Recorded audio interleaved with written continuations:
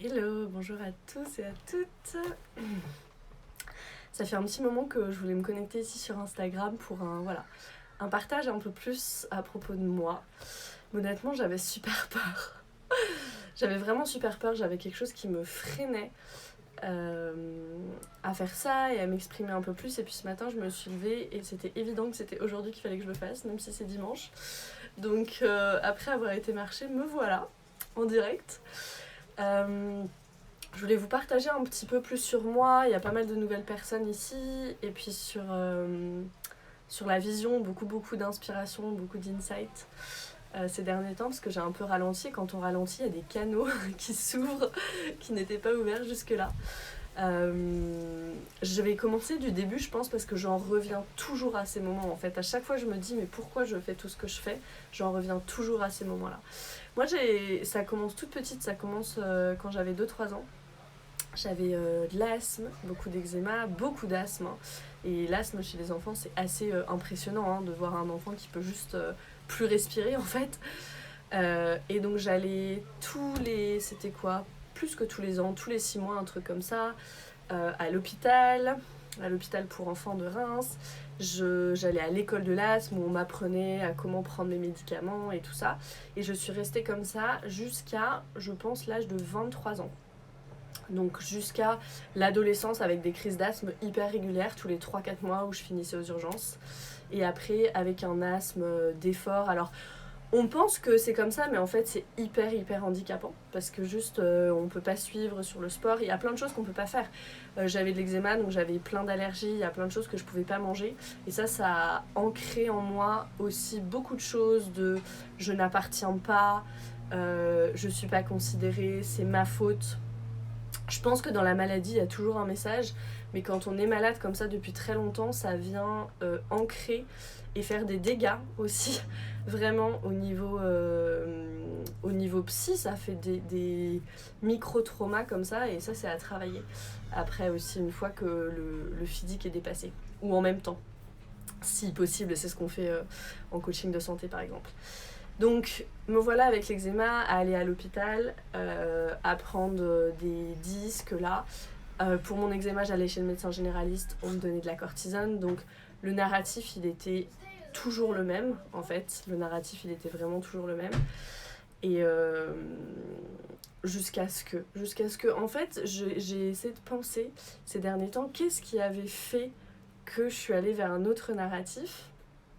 Et je sais pas, je pense qu'il y avait ce truc à l'intérieur de moi. Alors mes parents étaient quand même ouverts à ça et tout ça, mais quand vous avez un enfant qui juste respire plus, bah vous écoutez ce qu'on vous dit.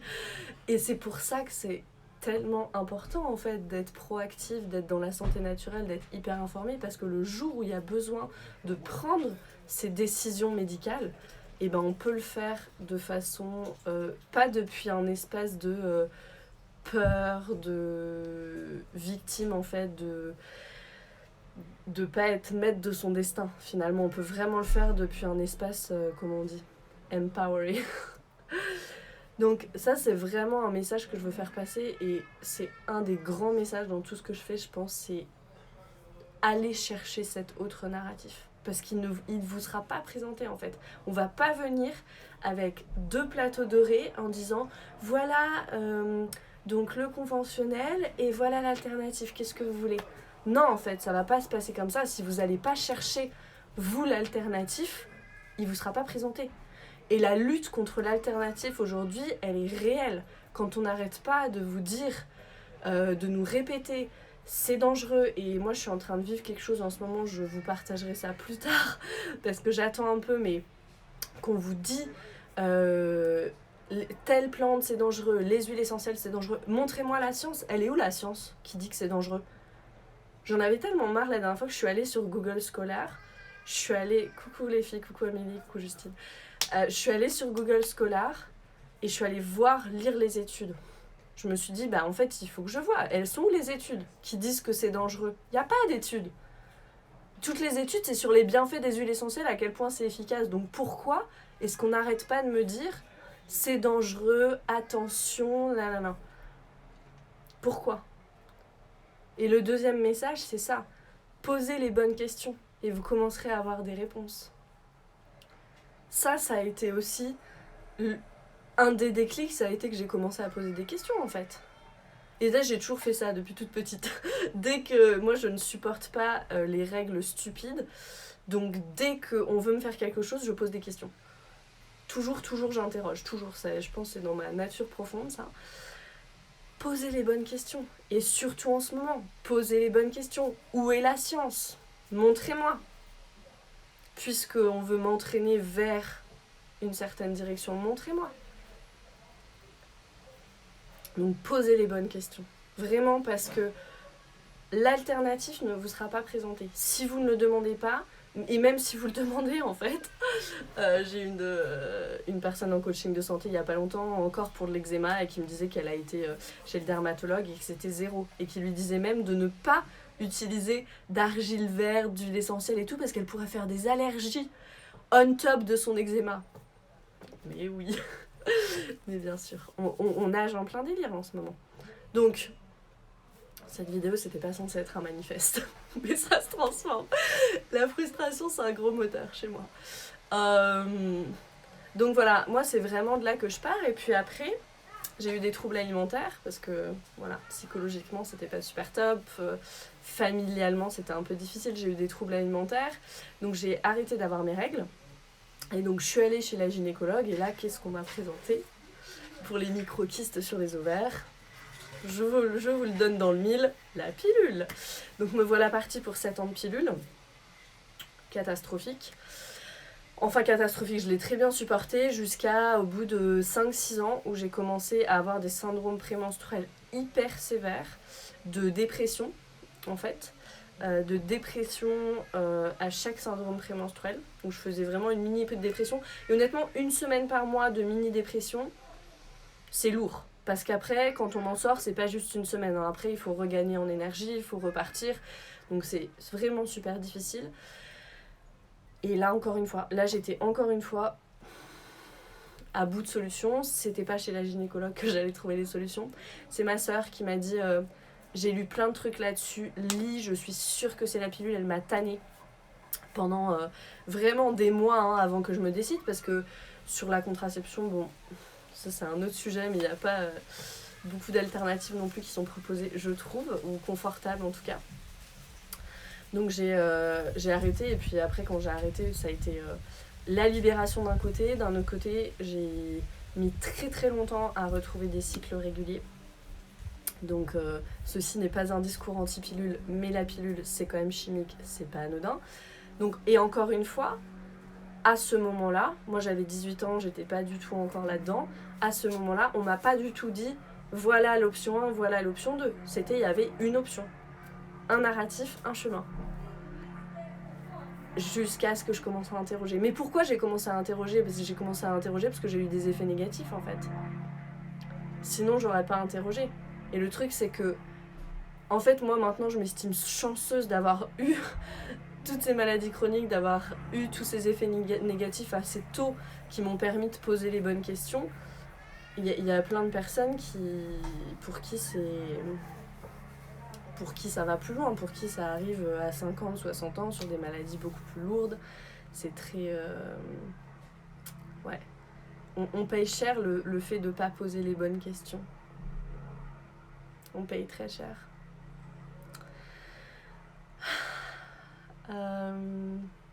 Donc voilà, donc me voilà avec ça. Et m'est resté beaucoup d'anxiété. Beaucoup d'anxiété. Avec la pilule, on absorbe beaucoup moins bien les nutriments. Donc ma théorie, après c'est ma théorie, mais je pense que j'ai eu une mauvaise absorption des nutriments pendant des années, parce que j'avais un intestin perméable avec l'eczéma. Après j'ai eu la pilule par-dessus. Donc ça a amené physiologiquement beaucoup d'anxiété. Et puis après, il y a tout ce qui s'est passé dans ma vie qui est venu s'ajouter et nourrir ça. Puis après, j'étais dans le cercle, hein, parce que vous savez, notre système nerveux, donc notre intestin envoie des signaux au cerveau d'anxiété, en fait.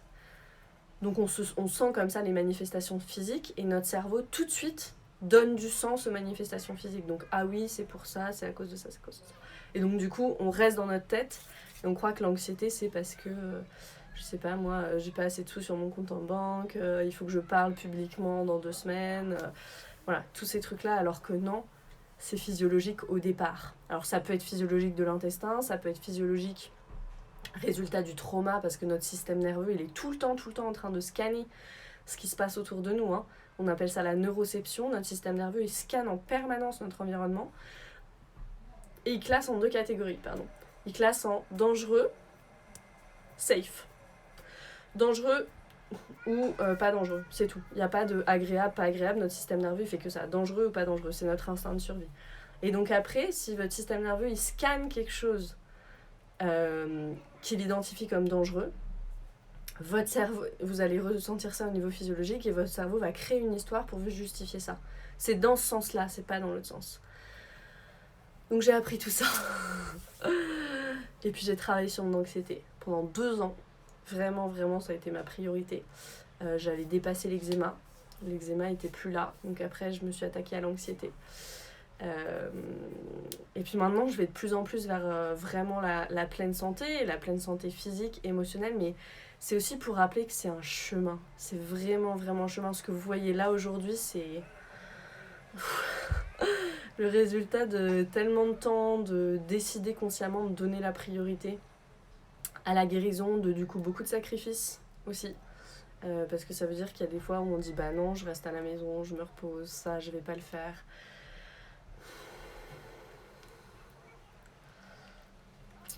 J'ai un peu d'émotion qui me vient.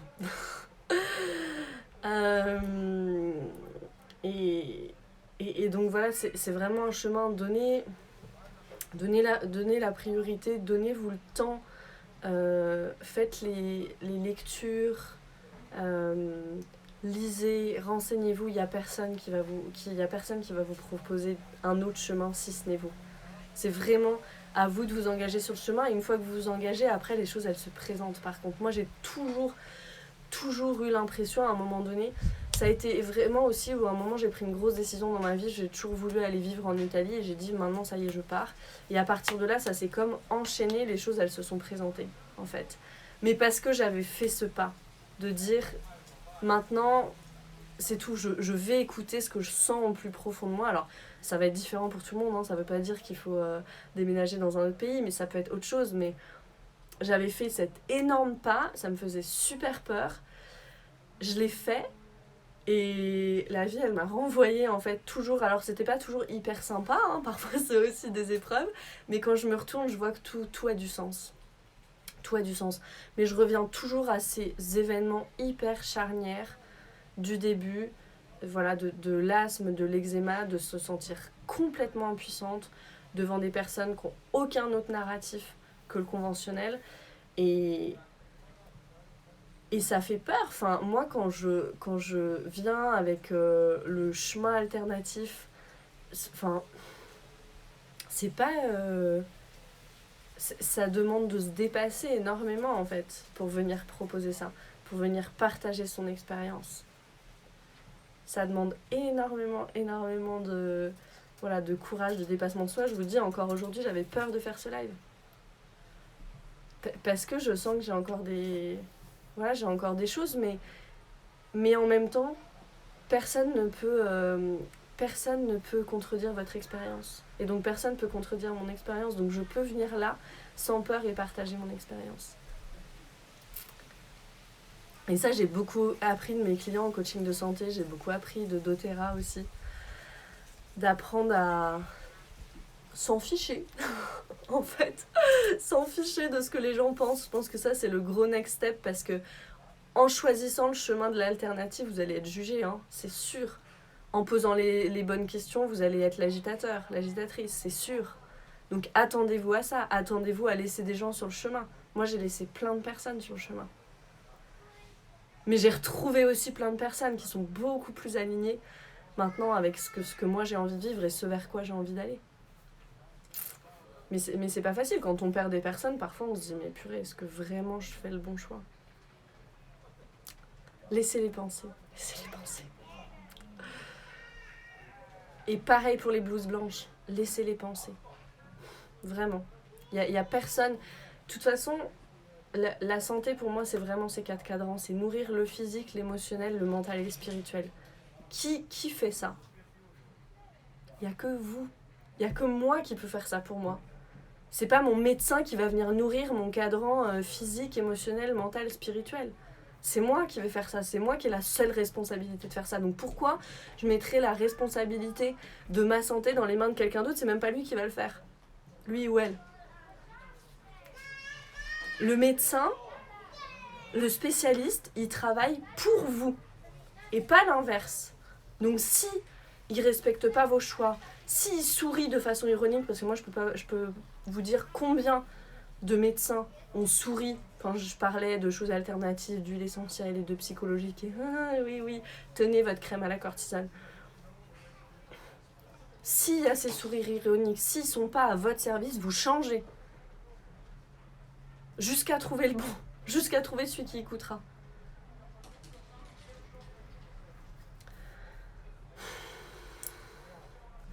Donc, je vais terminer ici, mais c'est vraiment un chemin de responsabilité et ça fait peur.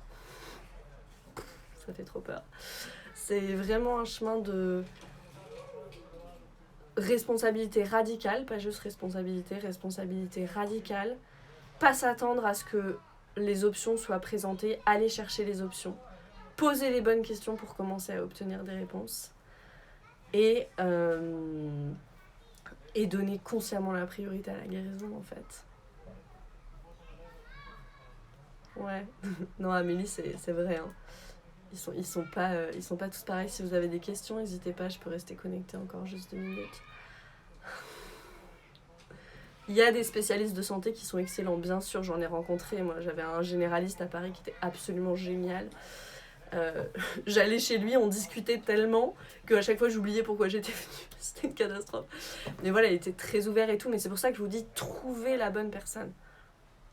Trouvez la bonne personne. Et peut-être que ce sera pas un médecin d'ailleurs, peut-être que ce sera un coach parce que vous, en ce moment, vous avez besoin de nourrir votre cadran spirituel ou émotionnel.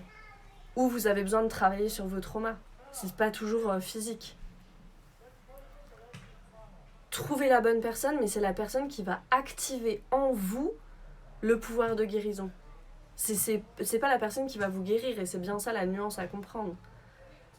Qui va activer en vous ce qui est déjà là.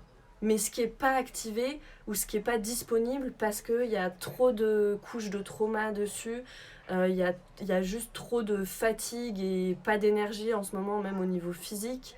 Enfin voilà, moi j'ai une amie là, qui m'a appelée il y a pas longtemps qui m'a dit je suis dans des vagues d'anxiété depuis des semaines, je suis hyper fatiguée. Là en fait la priorité c'est quoi? C'est de remonter en énergie.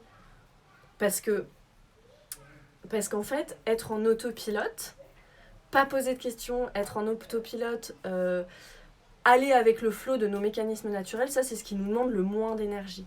Dès qu'on veut du changement, dès qu'on veut sortir de la zone de confort, dès qu'on commence à poser des questions, ça prend énormément d'énergie, beaucoup plus d'énergie cérébrale, physique. Donc, et le cerveau, il va toujours vers le chemin du moindre effort. C'est normal, il est fait comme ça, pour justement garder notre énergie. Mais nous, on va vers autre chose. Donc du coup, il faut avoir cette énergie. C'est pour ça qu'on se complémente, c'est pour ça qu'on mange bien. Et on voit quand si... Enfin, j'imagine que vous voyez comme moi, quand vous n'avez pas les ressources physiques, quand vous avez mal dormi, si vous êtes bourré d'eczéma, quand vous êtes dans une vague d'anxiété, c'est pas là où vous allez travailler sur vous. C'est pas là où vous allez pouvoir changer. Il faut d'abord les ressources physiques, il faut l'énergie pour ça.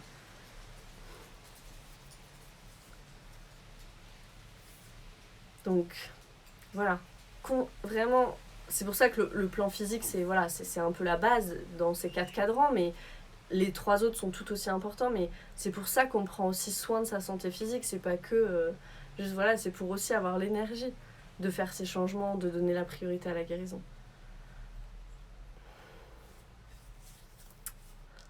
Voilà, merci. Merci à vous. Merci d'être là et de réceptionner ces messages. Parce que les messages c'est beau, mais s'il n'y a pas de destinataire, ça sert pas à grand chose. Donc voilà, mon message c'est vraiment celui de la responsabilité radicale, de l'autonomie, de poser les bonnes questions. Et je crois que ça le sera toujours.